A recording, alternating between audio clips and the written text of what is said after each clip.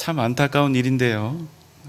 우리 인간은 평생 결핍의 상황을 만나게 됩니다. 일생 동안 모든 면에서 다 충족되고 풍부한 인생을 살아가는 사람은 단 한 명도 없습니다. 심지어는 우리 눈에 보기에 넘치도록 다 가진 것처럼 보이는 그런 대단한 사람이라 할지라도 반드시 그 사람만의 인생의 결핍을 경험하면서 살아갈 수밖에 없다는 사실입니다.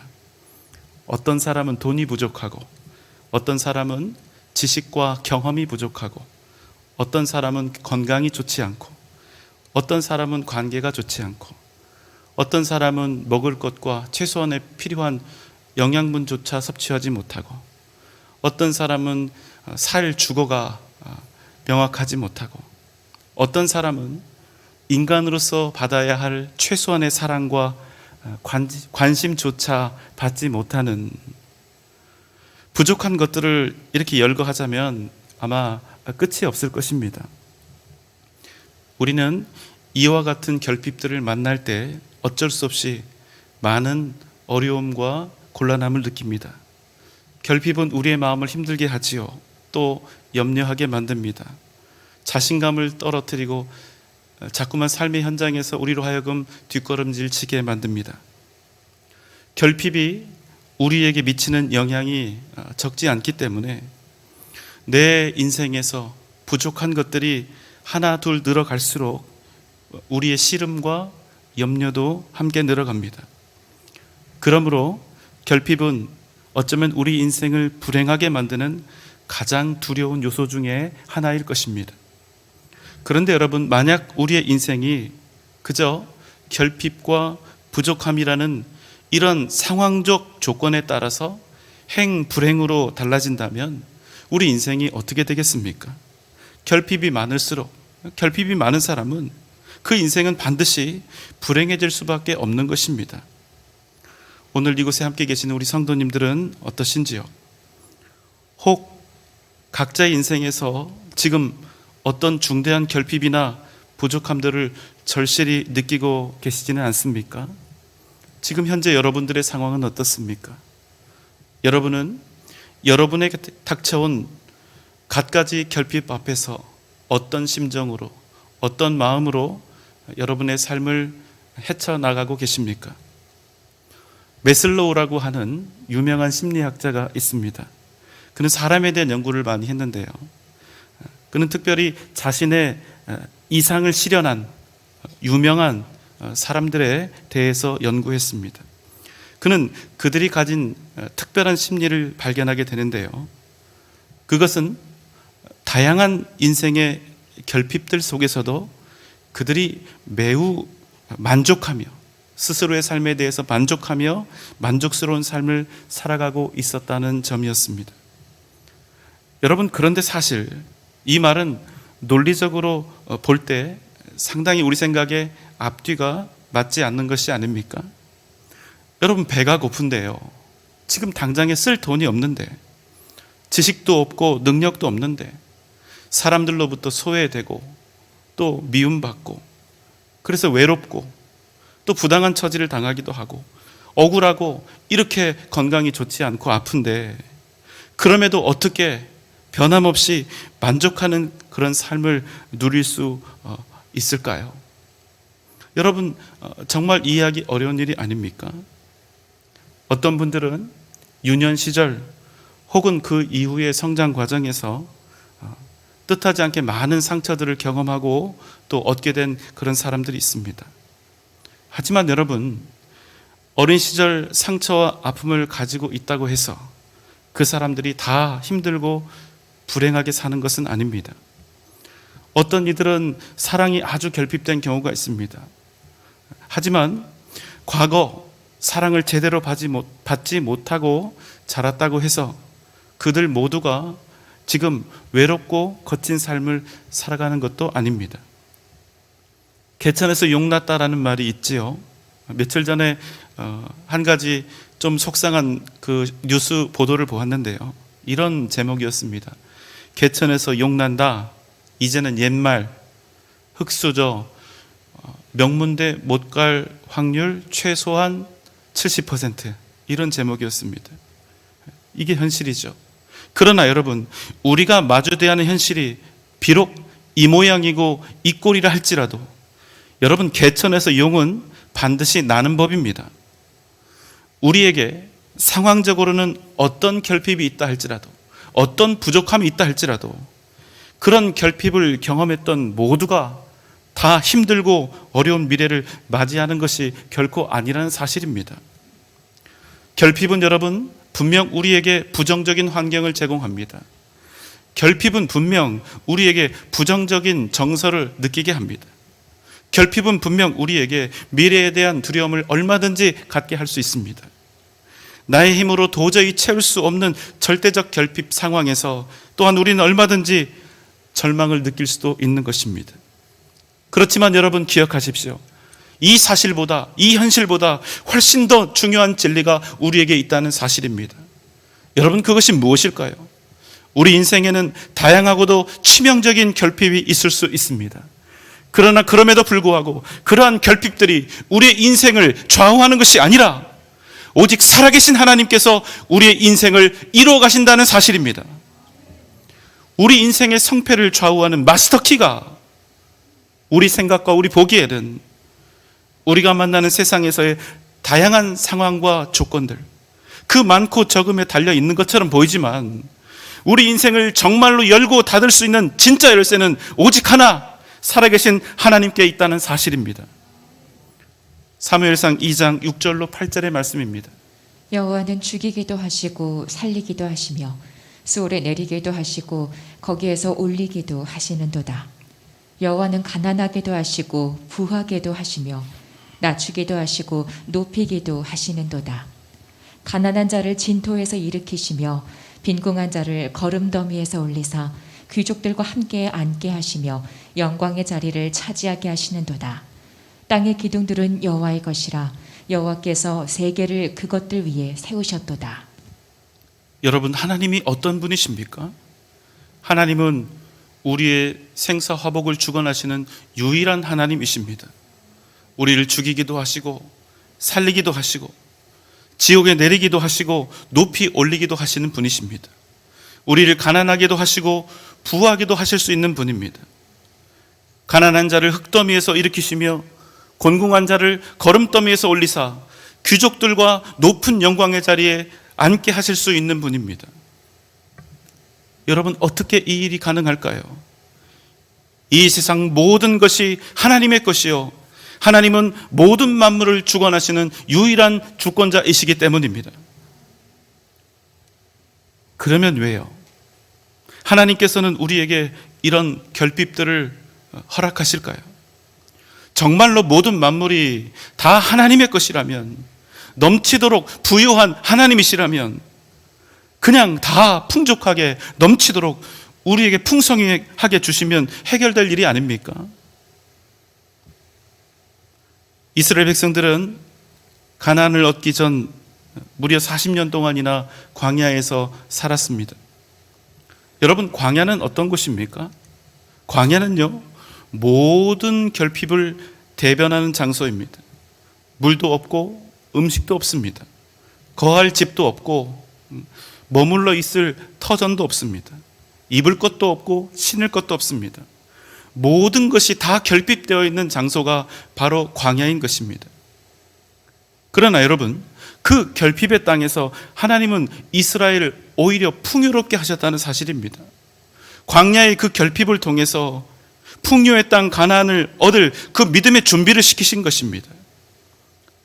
그래서 여러분, 사실 결핍의 땅 가나안은 만복의 근원이신 하나님을 의지하며 진정한 풍요와 부유함을 경험했던 진정 축복의 땅이 되었다는 사실입니다. 그러나 이스라엘이 막상 가나안을 얻었을 때는 어떤 일이 벌어졌습니까? 자신들을 가난하게 만들었던 이 결핍은, 이 물질적인 결핍은 해결이 되었지만 그들은 자신들에게 주어진 이 풍요들 속에서 오히려 진정한 부요함이신 하나님을 버리는 죄악을 범하게 된 것입니다. 그런데 여러분, 그럼 끝나는 거 아닙니까? 하나님 없는 풍요는 더 이상 풍요가 아니라 그 무엇으로도 회복할 수 없는 절대적인 빈곤과 결핍이 된다는 사실입니다.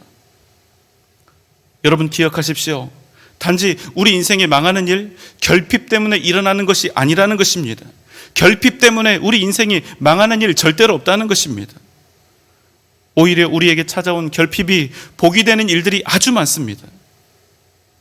여러분 한번 생각해 보십시오. 우리가 가지고 있는 이 물질들, 이 풍성함들 그 자체가 우리에게 정말로 복이 될 수 있습니까? 그것들은 그저 우리에게 편리함과 안락함을 제공해 줄 수 있을 뿐입니다. 우리가 가지고 이 손에 쥐고 있는 것들이 우리에게 영원한 생명을 줄 수 있습니까? 우리 성도님들, 우리 모두 다 마찬가지죠. 평생 조금이라도 더 벌어보려고 얼마나 애쓰면서 살고 있습니까? 그런데 여러분, 우리가 가진 이 물질들이 우리의 인생을 정말로 책임질 수 있습니까? 우리의 지식, 인맥, 빛나는 명예가 과연 우리의 삶을 영원히 지켜줄 수 있냐는 겁니다. 우리가 그토록 소중히 여기는 세상의 것들요, 때가 되면 반드시 내 손을 거쳐서 다른 사람에게 옮겨가는 것이 세상의 이치라는 사실입니다. 지금은 높은 자리에 앉아서 세상 권세를 다 누리고 있어도 때가 되면 그 권세를 누군가에게 반드시 물려줘야 한다는 것입니다. 지금 내 통장에 수억씩 많은 현금들이 들어있다 할지라도 결국에는 언젠가 그 통장이 비는 날이 반드시 온다는 것입니다. 결국 없어질 것들입니다. 그런데 여러분, 안타까운 것은 세상에 그 어설픈 것들이 조금 내게 있다 싶으면 우리는 자꾸만 그것들을 의지하게 된다는 것입니다. 그것들을 많이 가지고 있으면 있을수록 세상의 어설픈 것들에 내 인생을 자꾸만 맡기려 한다는 것입니다. 어느 순간부턴가 얼마간의 돈이 내게 생기고 지식이 생기고 명예를 얻게 되면 나도 모르게 하나님 대신에 그것들을 의지하려는 오만함이 생기게 된다는 것입니다.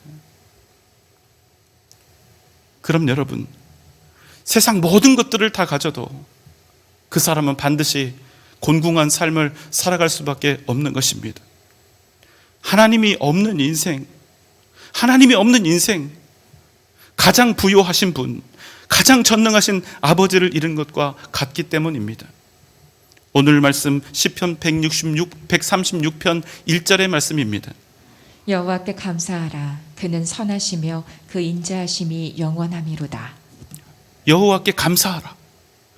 여호와께 감사하라. 그런데 여러분, 무엇에 대해서 감사하라고 말씀하고 있습니까? 오직 여호와 하나님의 선하심과 그 인자하심을 인하여 감사하라, 이렇게 명령하고 있는 것입니다. 그런데 여러분, 우리는 어떻습니까? 대부분 우리가 감사하는 것은 무엇에 대한 감사입니까? 내게 무엇을 주셔서 감사합니다. 내 문제를 해결해 주셔서 감사합니다. 건강을 주셔서, 어떤 중요한 계약을 이번에 성사할 수 있게 해주셔서, 시험에 합격하게 해주셔서, 이런저런 내가 생각하는 좋은 일들, 그런 일들을 생각하면서 감사하다고 고백을 합니다. 이런 감사 좋습니다. 반가운 감사입니다. 너무나 기분 좋은 감사입니다. 제가 목회하는 동안 이런 좋은 일들로 더 많은 감사를 우리 성도님들이 하나님께 드리시면 정말로 좋겠습니다. 그러나 여러분, 오늘 우리에게 말씀하시는 감사는 그저 조건에 대한 감사, 어떤 결과에 대한 감사, 상황에 대한 감사가 아니라는 사실입니다. 오직 하나님의 선하심을 찬양하고 오직 하나님의 인자심을 인하여 감사하라, 이렇게 명령하신다는 겁니다. 그런 감사가 상황과 조건에 지배받지 않는 진정 그런 감사가 진짜 감사라는 사실입니다. 우리가 상황이나 조건이 아닌 정말로 순전한 감사를 드릴 때, 어떤 감사가 순전한 감사입니까? 살아계신 우리 하나님께 나아가 하나님이 내 아버지라는 그 사실 때문에, 하나님이 나의 하나님이라는 그 사실 때문에 감사하며 주님을 높여드릴 때, 하나님께서는 그 선하심과 인자심으로 우리에게 영원한 은혜를 베풀어 주신다 약속하시는 것입니다. 여러분, 선하다는 것은 무슨 뜻입니까? 그저 우리 보기에 덕스럽고 의롭고 도덕적이고 명예로운 것, 그것을 성경에서 말하는 선하다라고 생각하시면 안 됩니다. 성경에서 말하는 선하다는 의미는 이런 의미입니다. 하나님의 뜻대로 되다. 오직 하나님의 뜻만이 드러나다. 바로 이런 뜻입니다. 아무리 우리 눈에 보기 좋고 우리 마음에 흡족하다 할지라도 그것이 하나님의 뜻이 아니라면 선한 것이 아니라는 사실입니다. 선함은 오직 하나님의 뜻과 하나님의 그 선하신 의지가 이 땅에 드러나는 것, 그것이 바로 선함입니다. 그런데 하나님의 의지가 우리에게 어떻다고 말씀하시지요? 하나님은 선하시며 그 선하심이 우리에게 영원히 인자하시다, 이렇게 말씀하시는 것입니다. 여러분, 우리가 하나님께 감사하는 이유가 무엇입니까? 지금 현재 나에게 부족함이 없고 형통함이 있기 때문에 하나님께 감사하는 것입니까? 지금 내 인생이 풍요롭고 내게 닥쳐온 문제들이 잘 해결되었기 때문에 하나님께 감사하는 것입니까? 아니면 내 기도가 응답되었기 때문에 감사하는 것입니까? 아니요. 우리의 감사는 우리의 처한 조건이나 결과에 달려 있으면 안 되는 것입니다. 여러분, 지금부터 오해하지 마시고 제 말씀을 잘 좀 들어주시기 바랍니다. 우리가 보통 기도할 때 이렇게 기도를 하는 경우가 있습니다. 하나님, 내가 응답되었음을 믿고 감사합니다. 이런 기도를 할 때가 있어요. 여러분 어떠신지 모르겠어요. 듣기에는 매우 훌륭하고 신앙적인 그런 기도의 내용처럼 그렇게 들리실 것입니다. 그러나 여러분, 그것도 결국에는 감사를 전에 하느냐 후에 하느냐의 문제일 뿐, 내가 정해놓은 그 응답의 결과에 대해서 하나님께 미리 다 정해놓고 하나님께 그것에 대해서 감사하고 있는 것이기 때문에 사실은 여러분, 이것도 조건에 대한 감사가 된다는 것입니다. 왜 그렇습니까? 하나님이 원하시는 응답은 얼마든지 내가 원하는 결과가 아닐 수도 있기 때문입니다. 여러분, 제발요, 하나님을 우리가 가진 언어의 유희로 속이지 맙시다. 결국 이러한 기도는 하나님의 뜻을 기다린다, 이런 의미가 아니라 내 뜻으로 미리 일이 생기기 전에 하나님께 감사하는 이 방법으로 하나님을 압박하는 것밖에 되지 않습니다. 하나님, 내가 이렇게 어렵고 힘든 시련 속에서도 당신을 믿고 믿음으로 이렇게 먼저 감사를 하는데 나의 이 정성과 믿음에 무색하게 행여 다른 응답하시는 것 아니겠지요? 이렇게 나의 영적인 감사를 듣고도 모른 채 하지는 않으시겠죠? 여러분, 정말 응답되었음을 믿고 감사합니다, 이런 기도를 하실 거면 그 마음에 미리 작정하시고 준비하셔야 됩니다. 내가 원하는 완전히 반대의 결과가 나와도 나는 그럼에도 불구하고 반드시 하나님께 감사하는 삶을 살겠다, 감사드리겠다, 이런 마음의 결단과 의지가 준비되신 분만 그렇게 기도하시기 바랍니다. 아니면 여러분, 이렇게 신령하게 보이는 기도가 사실은 하나님을 속이는 기도가 될 수 있는 것입니다. 여러분, 잊지 마십시오. 감사는 하나님께 내가 원하는 것을 받아내는 무기가 아닙니다. 감사는 어떤 상황 속에서도 하나님을 절대적으로 믿고 신뢰하는 사람만이 온전히 드릴 수가 있는 것입니다. 여러분, 진정한 감사는 무엇입니까? 응답되었음을 믿고 감사하는 것이 아니라 주님이 주시는 어떤 응답에도 감사하는 것입니다. 그것이 진정한 감사입니다. 내가 원하던 것과 전혀 반대의 것을 얻었다 할지라도 감사하는 것이 진짜로 하나님의 섭리와 인도하심, 그 선하심과 인자하심을 믿는 진정한 감사인 것입니다. 하나님께서 우리의 찬송을 받으시기 합당하신 이유는 무엇입니까? 그저 우리의 소원대로, 우리의 마음에 흡족한 대로 풍족하게 주셔서 응답해 주셔서 그런 것입니까? 아니요, 그런 건 아닙니다. 우리가 하나님께 감사해야 할 유일한 이유는 그가 살아계신 우리 아버지 하나님이시기 때문인 것입니다. 그래서 여러분, 우리는 모든 순간 그 어떤 시련 속에서도 하나님께 여전히 변함없이 감사할 수 있는 것입니다. 우리가 이렇게 하나님께 감사하면 그 감사가 하나님을 영화롭게 합니다. 시편 50편 23절의 말씀입니다. 감사로 제사를 드리는 자가 나를 영화롭게 하나니 그의 행위를 옳게 하는 자에게 내가 하나님의 구원을 보이리라. 오직 감사함으로, 상황에 종속된 감사가 아니라, 결과에 종속된 감사가 아니라 진정한 감사, 그 감사함으로 주님을 높이며 예배하는 자가 진실로 하나님을 영광되게 하고 영화롭게 하는 자라는 말씀입니다. 그런 사람들에게 주시는 하나님의 복은 무엇입니까? 그런 이들에게 하나님은 구원을, 영원한 구원을 반드시 보여주시리라 이렇게 약속하시는 것입니다. 예레미야 30장 19절의 말씀입니다. 그들에게서 감사하는 소리가 나오고 즐거워하는 자들의 소리가 나오리라. 내가 그들을 번성하게 하리니 그들의 수가 줄어들지 아니하겠고 내가 그들을 존귀하게 하리니 그들은 비천하여지지 아니하리라. 하나님께 진정한 감사를 드리는 사람, 하나님께 그 감사 드림을 즐거워하는 자들에게 하나님은 번성의 복을 주셔서 그 수가 줄어들지 않게 하시며 그들을 존귀케 하심으로 결코 그가 인생을 살아가는 동안 비천에 처해지지 않게 하시리라 말씀하시는 것입니다. 감사는 여러분 하나님을 진정으로 영화롭게 합니다. 또한 감사는 우리로 존귀함과 번성함을 누리게 합니다. 감사는 우리 인생에 찾아오는 그 어떤 결핍이라 할지라도 능히 이길 힘과 능력을 공급해 줍니다. 우리가 하나님의 선하심을 정말로 믿는다면, 하나님의 그 인자하심을 정말로 신뢰한다면, 하나님의 선하심과 인자하심이 언제나 어느 때나 어디서나 영원하다는 그 믿음이 우리에게 정말로 있다면, 사랑하는 여러분, 항상 하나님께 감사하는 삶을 사시기를 주님의 이름으로 소망합니다. 감사하는 삶을 사는 사람, 그 사람은 반드시 승리하는 삶을 살아가게 될 줄 믿습니다. 사랑하는 여러분, 여러분을 통하여 조건과 상황을 뛰어넘는 진정한 감사가 날마다 넘쳐나시기를 주님의 이름으로 부탁을 드립니다.